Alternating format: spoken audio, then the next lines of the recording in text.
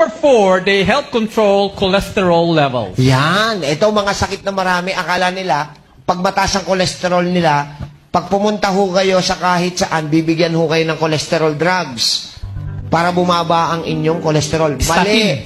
Statin drugs. You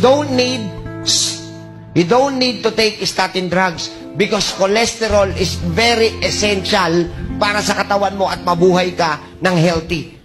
Huwag niyong pabababain ang kolesterol niyo sa pamamagitan ng gamot. Pabababain natin ang kolesterol na sobra sa pamamagitan ng sweating, hindi ng gamot.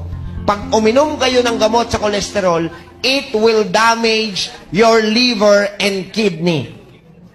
At maniwala kayo, yan ang dahilan kung bakit maraming sira ang kidney ngayon.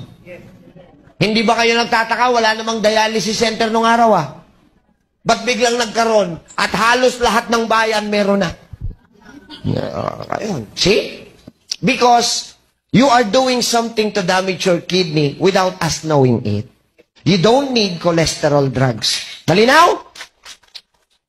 Along with the benefits of carrots for your cardiovascular health, this vegetable can also help reduce your cholesterol levels. This is thanks to the high content of soluble fiber, especially pectin, which prevent fat from building